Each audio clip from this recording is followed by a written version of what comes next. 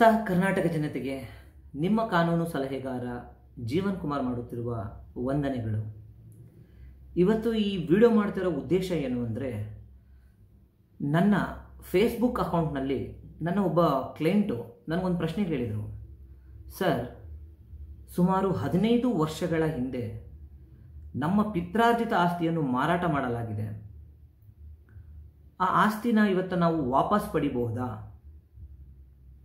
ಅವತ್ತು ತುಂಬ ಕಡಿಮೆ ರೇಟಿಗೆ ಮಾರ್ಬಿಟ್ಟಿದ್ರು. ಇವತ್ತು ನಾನು ಅದಕ್ಕೆ ಅವತ್ತು ಅವ್ರು ಏನು ದರನ ಕೊಟ್ಟಿದ್ರಲ್ಲ, ಅಂದರೆ ಆ ಮೊತ್ತಕ್ಕೆ ಬಡ್ಡಿ ಸೇರಿಸಿ 15 ವರ್ಷಗಳ ನಂತರ ಬಡ್ಡಿ ಸಮೇತವಾಗಿ ಅವರಿಗೆ ಆ ದುಡ್ಡನ್ನ ಕೊಟ್ಟು ನಮ್ಮ ಪಿತ್ರಾರ್ಜಿತ ಆಸ್ತಿನ ನಾವು ವಾಪಸ್ ಪಡಿಬಹುದಾ ಅಂತ ಅವ್ರ ಪ್ರಶ್ನೆ ಆಗಿತ್ತು. ಅವರ ಈ ಪ್ರಶ್ನೆ ಕಾನೂನಾತ್ಮಕವಾಗಿ ಸರಿಯಲ್ಲ, ಇದು ಕಾನೂನು ಬಾಹಿರ. ಒಮ್ಮೆ ಮಾರಾಟ ಮಾಡಿದ ಆಸ್ತಿಯನ್ನು, ಅದು ಪಿತ್ರಾರ್ಜಿತ ಆಸ್ತಿ ಆಗಲಿ ಯಾವುದೇ ಆಗಲಿ, ಮತ್ತೆ ನೀವು ಹಿಂಪಡೆಯೋಕ್ಕೆ ಸಾಧ್ಯ ಇಲ್ಲ. ಅವ್ರು ಕೊಟ್ಟಿರುವಂಥ ದರಕ್ಕೆ ನಾನು ಬಡ್ಡಿ ಸೇರಿಸ್ಕೊಡ್ತೀನಿ, ನಮಗೆ ವಾಪಸ್ ಕೊಟ್ಬಿಡಿ ಅಂತ ಎಲ್ಲ ನೀವು ಹೇಳೋಕ್ಕೆ ಬರೋದಿಲ್ಲ. ಅವ್ರ ಹತ್ರ ಹೋಗಿ ಗಲಾಟೆನೂ ಮಾಡೋಕ್ಕಾಗೋದಿಲ್ಲ. ಹಾಗೂ ಅದ್ರ ಮೇಲೆ ಯಾವುದೇ ರೀತಿ ದಾವೆ ಕೂಡ ಹೂಡೋಕ್ಕಾಗೋದಿಲ್ಲ, ಯಾಕೆಂದರೆ ಅದು ಕಾನೂನು ಬಾಹಿರ.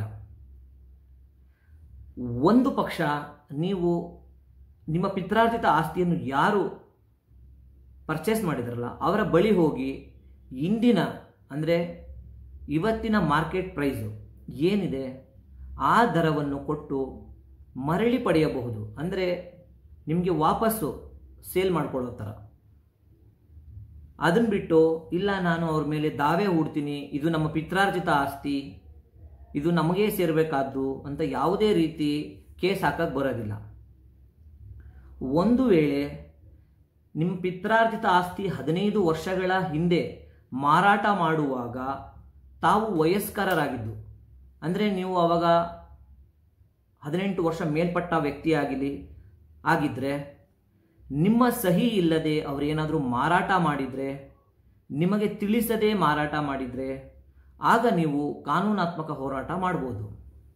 ನಾನು ಆಗ ವಯಸ್ಕರನಾಗಿದ್ದೆ, ನಮ್ಮ ಪಿತ್ರಾರ್ಜಿತ ಆಸ್ತಿಯನ್ನು ನನಗೆ ತಿಳಿಯದೆ ಇವರು ಕಾನೂನು ಬಾಹಿರವಾಗಿ ಮಾರಾಟ ಮಾಡಿದ್ದಾರೆ, ಈಗ ಅದರಲ್ಲಿ ನನಗೆ ಶೇರ್ ಬರಬೇಕು ಅಂತ ನೀವು ಬೇಕಾದರೆ ಒಂದು OS ಸೂಟ್ನ ಫೈಲ್ ಮಾಡ್ಬೋದು. ಸಿವಿಲ್ ಪ್ರಕರಣ ಆಗಿ ದಾಖಲಾಗುತ್ತೆ.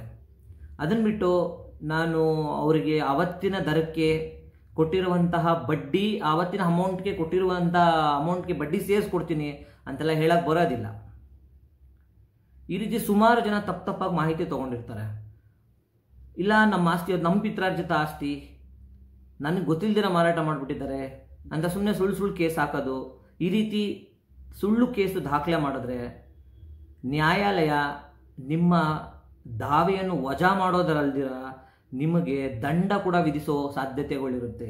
ಹಾಗಾಗಿ ತಾವು ಯಾವುದೇ ದಾವೆಯನ್ನು ಹೂಡುವಾಗ ಕಾನೂನಾತ್ಮಕ ರೀತಿಯಲ್ಲಿ ನಿಮ್ಮ ದಾವೆ ಸರಿ ಇದೆಯೇ ಎಂದು ಪರೀಕ್ಷೆ ಮಾಡಿಕೊಂಡು ದಾವೆನ ಹೂಡಿ. ಇಲ್ಲ ಅಂದರೆ ಭಾರೀ ಮೊತ್ತದೊಂದಿಗೆ ನಿಮ್ಮ ದಾವೆಯನ್ನು ಕೋರ್ಟ್ ರಿಜೆಕ್ಟ್ ಮಾಡುತ್ತೆ. ನಾನು ನಿಮಗೆ ಕೊಟ್ಟಿರುವಂತಹ ಈ ಮಾಹಿತಿ ನಿಮಗೆ ಇಷ್ಟ ಆಗಿದ್ದರೆ ನನ್ನ ಚಾನಲ್ನ ಸಬ್ಸ್ಕ್ರೈಬ್ ಮಾಡ್ಕೊಳ್ಳಿ.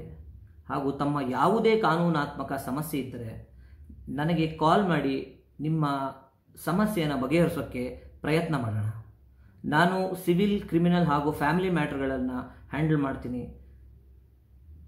ತಮ್ಮ ಯಾವುದೇ ಸಮಸ್ಯೆಗೂ ನನ್ನ ನೀವು ಕಾಂಟ್ಯಾಕ್ಟ್ ಮಾಡ್ಬೋದು. ಧನ್ಯವಾದಗಳು ಸ್ನೇಹಿತರೆ. ಶುಭ ದಿನ.